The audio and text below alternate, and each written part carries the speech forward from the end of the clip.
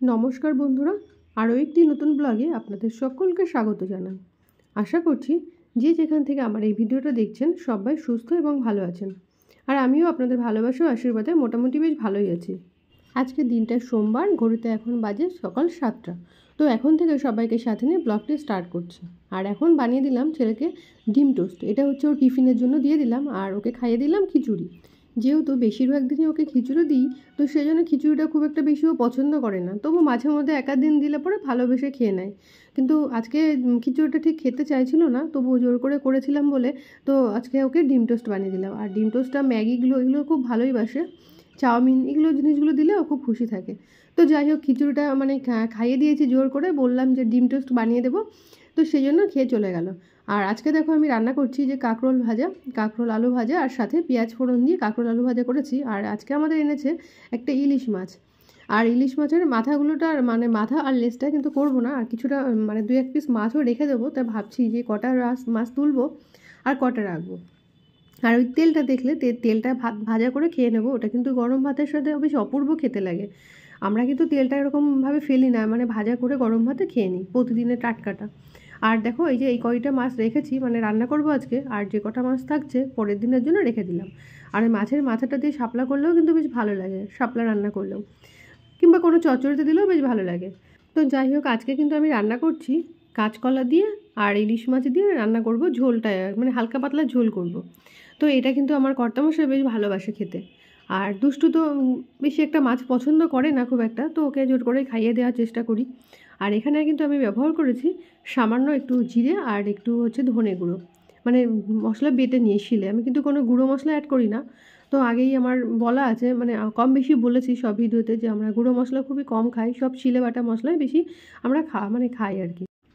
আর এদিকে আমার ঝোলগুলো ফুটে গেছে, ঝোলটা তো মাছটা দিয়ে দিলাম, দিয়ে কিছুক্ষণ ঢাকা দিয়ে এবার মাছ দিয়ে ফুটিয়ে নেব। সে আগে থেকে বেশি দিলাম না, কারণ হচ্ছে মাছগুলো না ভেঙে যায় বেশিক্ষণ ফোটালে। মানে এমনি ইলিশ মাছ নরম, তারপরে যদি বেশি ফোটানো হয় মাছের দাগাগুলো না ভেঙে যায়। তো যাই হোক, ইলিশ মাছ কিন্তু আমার ভীষণ প্রিয়, ভীষণ ভালোবাসি ইলিশ মাছ খেতে। কিন্তু আমার একটা ভয় আছে, যার জন্য আমি ইলিশ মাছ চিংড়ি মাছটা একটু কম খাওয়ার চেষ্টা করি, কিন্তু আমি খাই। এদিকে কয়েকদিন ধরে খুব বৃষ্টি হচ্ছিলো, তো তার জন্য বেড কভারগুলো ধুয়ে দিতে পারছিলাম না। কিন্তু আজকে দেখলাম একটু রোদ বেরিয়েছে সকালের দিকে, তো তাড়াতাড়ি করে আমি ওগুলো ধুয়ে দিলাম। কি লিখছো? কি লিখছো?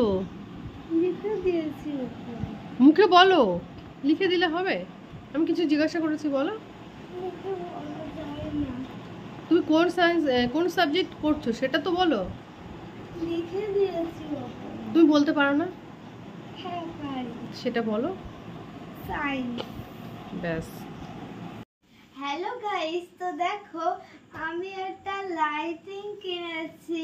লাইটিং না, ওটা একটা কর্পূরদানি। না, লাইটিং কিনেছি। এটা ইলেকট্রিশিয়ানে জ্বলে। আর এইটা হলো ইলেকট্রিশিয়ান না, ইলেকট্রিকে জ্বলে। এটাকে কি বলে, ওটাকে সেটা বলো। আর এটা হলো কোপ। এটা ওর পরে দিলে একটা ধোঁয়া বেরোবে। চলো এটা খুলে দেখ।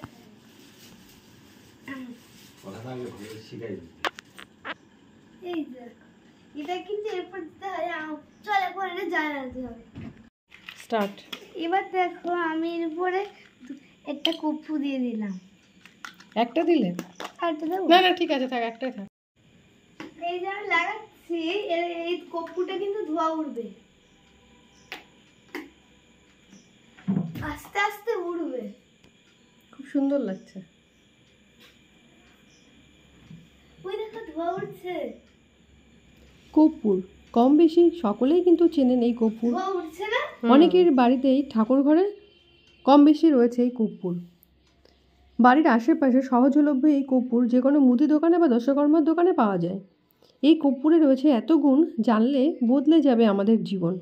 অশুভত্ব খণ্ডন হবে, জীবনে চলার পথে সাফল্য আসবে, হবে আর্থিক উন্নতি।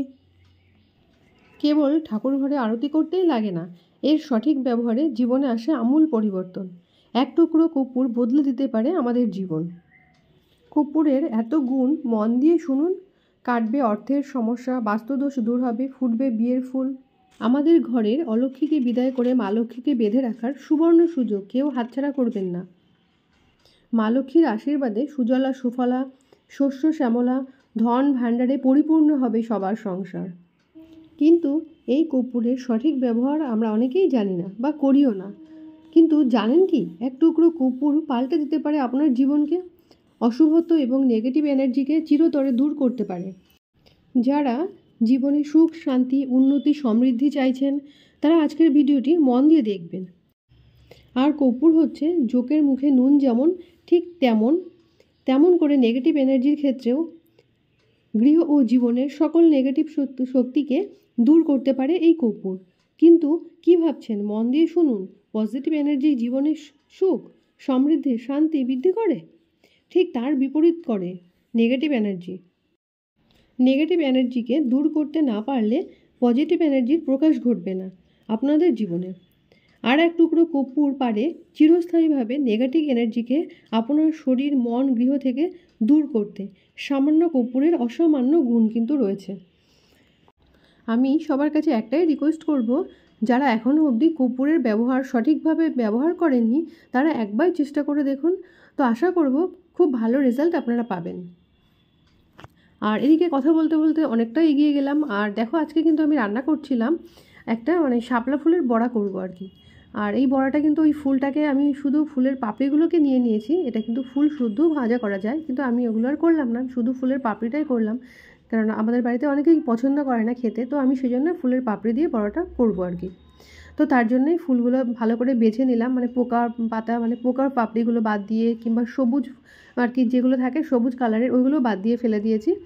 আর দিয়ে একদম বাছাই করে পাপড়িগুলো নিয়েছি, যে পাপড়িগুলো একদম ফ্রেশ পাপড়ি, খাওয়ার মতো, সেই পাপড়িগুলোকে নিয়েছি। আর এখানে আমি অ্যাড করেছি একটুখানি লবণ, যতটুকু পরিমাণ মতো লবণ, হলুদ, আর এখানে লঙ্কা অনেকে ব্যবহার করতে পারো, কেউ গুঁড়ো দিতে পারো, কেউ কাঁচা লঙ্কা, কিন্তু আমি এখানে কাঁচা লঙ্কা ইউজ করেছি। গুঁড়ো মশলা তো আমরা বেশি একটা পছন্দ করি না, সেই জন্য। আর যেহেতু আজকে আমাদের নিরামিষ, সেজন্য আমি এখানে নিরামিষ করে করছি। আর এখানে কিন্তু ব্যবহার করা যায় পেঁয়াজ কুচি, রসুন কুচি, আদা, জিরে, আদা আমি কুড়ে নিয়েছি, এখানে তো আদাটা নিরামিষ, আদাটা একটু কুড়ে দিয়েছি, আর লঙ্কা বেটে দিয়েছি। তো এই দুটো দিয়ে কিন্তু আমি রান্না করছি। কিন্তু এখানে আমি অ্যাড করেছিলাম চালের গুঁড়ো আর বেসন মেনলি। আর এইরকম নিরামিষভাবে যেটা করা যায়, কিন্তু এখানে করা যেতে পারে, অনেকে কিন্তু এটা তোমরা খেতে পারো একটু পেঁয়াজ দিয়ে, রসুন কুচিয়ে, পেঁয়াজ কুচিয়ে, রসুন কুচিয়ে, একটু জিরে বাটা দিয়ে, আর একটু আদা তো দেবেই, কাঁচা লঙ্কা দিয়ে, যত মশলা দেবে তো জানো, একটু টেস্টি হবে ঠিকই, ভালো লাগে। কিন্তু আমরা বেশি একটা মশলা পছন্দ করি না খেতে, সেই জন্য আমরা একটু হালকা পাতলা খাওয়ার চেষ্টা করি। তো যাই হোক, এরকমভাবে কিন্তু আমি বড়াগুলো করছি। আর এই বড়াগুলো কিন্তু ভীষণ মুখরোচক, খেতে কিন্তু ভীষণ টেস্টি। আর গরম গরম তো শুধু খেয়ে নেওয়া যায়। তো আমরা তো ভাজছিলাম আর খাচ্ছিলাম, আমার ছেলেও খেয়ে নিচ্ছিল। ভাজাটাও ভীষণ ভালোবাসে, যে কোনো ফুলের বড়া হোক, ভাজা হোক, ও খেতে খুব ভালোবাসে। তো যাই হোক, আমরা কিন্তু এরকমভাবে খেয়েছি। তোমরা অবশ্যই একদিন শাপলা ফুলের বড়া ট্রাই করে দেখো, খুব ভালো লাগবে আশা করব। আর এরকম বড়া যদি সঙ্গে থাকে, তাহলে গরম ভাতের সঙ্গে চেটেপুটে এক থালা ভাত কিন্তু খেয়ে নেওয়া যেতে পারে। তো যাই হোক বন্ধুরা, কথা বলতে বলতে অনেক দূর এগিয়ে আসলাম। আর এখন দেখো, আমরা বেরিয়ে পড়েছি একটা বার্থডে পার্টির উদ্দেশ্যে। তো এখন যাচ্ছি গাইঘাটায়। আর বার্থডেটা ছিল হচ্ছে আমার দুষ্টুর ফ্রেন্ড আর কি, ওর ক্লাসমেট, তো তার বার্থডে ছিল আজকে। আর যেখানে যাচ্ছি সেটা হচ্ছে বার্থডে বয়। তো বার্থডে বয়ের জন্য কিছু আমরা গিফট কিনে নিয়ে যাচ্ছি এখন। তো সেই জন্য আরেকটু বেরাতে দেরি হয়ে গেল, না হলে আমরা আরেকটু সন্ধ্যের দিকে যাবো ভেবেছিলাম, কিন্তু যেতে যেতে প্রায় 8:30টার মতো বেজে গেছে। ওই যে বললাম যে গিফট কিনতে আমার একটু লেট হয়ে গেছে, না হলে আরও একটু আগে ভেবেছিলাম বেরিয়ে যাব, কিন্তু বাড়ি থেকে বেরিয়ে ওই যে গিফট কিনতে গেছি, তো সেই জন্য আমার একটু লেট হয়ে গেছে। তো যাই হোক, আমার কর্তামশাই কিন্তু আমাদের পৌঁছে দিচ্ছে, আর আসার সময় আমরা চলে আসতে পারবো। আর এই যে আমরা ফাইনালি পৌঁছেও গেছি। এখানে হচ্ছে এই যে মা দুর্গা লজ যেটা, তো এখানেই ওর বার্থডে সেলিব্রেশনটা হবে। তো আমরা এখানেই আর কি একটু কিছু টাইম স্পেন্ড করে বাড়িতে চলে যাব। তো বন্ধুরা, আমার আজকের ভিডিওটা আপনাদের কেমন লেগেছে অবশ্যই কমেন্ট করে জানাবেন। আর ততক্ষণ আপনারা সবাই খুব ভালো থাকবেন, সুস্থ থাকবেন, সাবধানে থাকবেন। খুব শিগগিরই আবার দেখা হবে অন্য ভিডিওতে। আজকের মতো এই পর্যন্ত। Tata, bye bye.